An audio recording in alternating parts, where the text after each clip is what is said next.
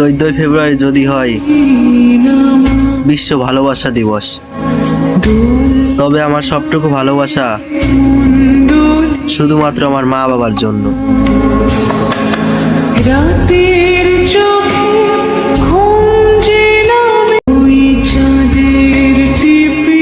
14 ফেব্রুয়ারি যদি হয় বিশ্ব ভালোবাসা দিবস, তবে আমার সবটুকু ভালোবাসা শুধুমাত্র আমার মা বাবার জন্য।